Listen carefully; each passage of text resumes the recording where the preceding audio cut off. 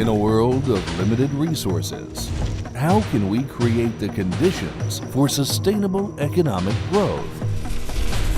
Addressing this issue is the aim of the MCC, the Mercator Research Institute on Global Commons and Climate Change. It was just a year ago when the Stiftung Mercator officially announced its joint venture with the Potsdam Institute for Climate Impact Research. Now, in November 2012, the MCC is celebrating its formal inauguration on the URF campus in Berlin-Schöneberg. More than 200 guests from the fields of science, politics, and business are in attendance, reflecting the tremendous interest in the new institute and its future research. Professor Bernard Lawrence represents the organization that is making this work financially feasible. Welcome to all of you, not only on behalf of the Stiftung Mercator. The Stiftung Mercator is funding the MCC to the tune of 17 million euros, the biggest individual grant ever made by a private foundation in the area of climate research. The mission of MCC combines many of our approaches. It seeks to show feasible pathways for making decarbonization compatible with or even the driving force of prosperity, and tests a new concept of scientific policy advice. That was the convincing thing for us, this idea of Ottmar to test a new concept of scientific policy advice.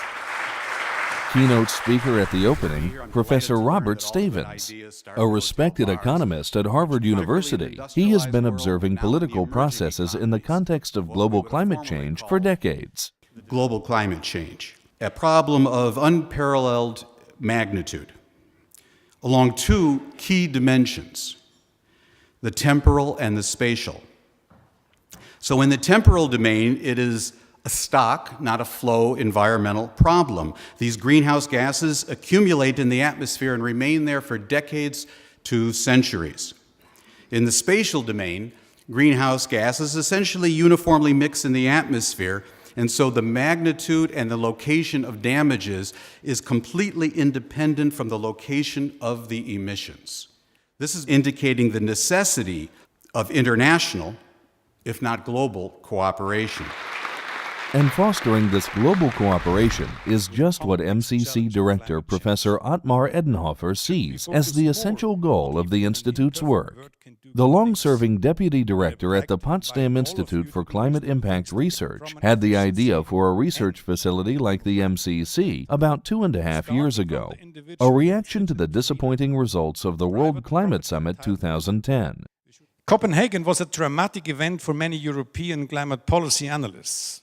After this experience, the research and policy community needed to ask itself if we should not focus more on the local, on the national level of climate policy making, acknowledging that the international community and the UN have their limits in dealing with complex challenge of climate change. The economist and philosopher Edenhofer intends to promote a new culture of discussion on the issue of global commons.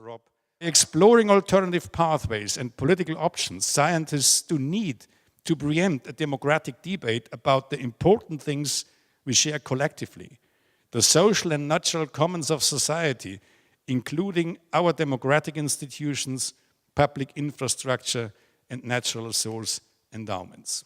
In my view, democratic governance of the commons will be decisive for the future prosperity and the wealth of nations. Without democratic self-governance, without a reasonable public debate, freedom is in peril.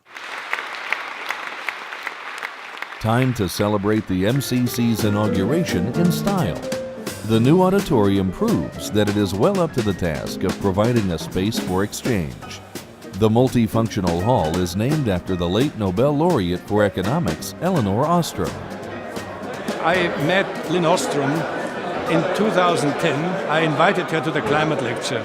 More than 1,000 people attended to this lecture, and we discussed about 2 hours about the new challenges in economics, and we agreed that we need a better understanding how real human beings act. And we felt that we have to do something which goes beyond the traditional Homo economicus, which is a kind of a boring calculator of the best option. And you really won't find boring calculators at the MCC. Just ask the visitors who got a sneak preview of the inspirational interior of the Water Tower building, in which the new institute has found its home. 18 scientists have already begun work here.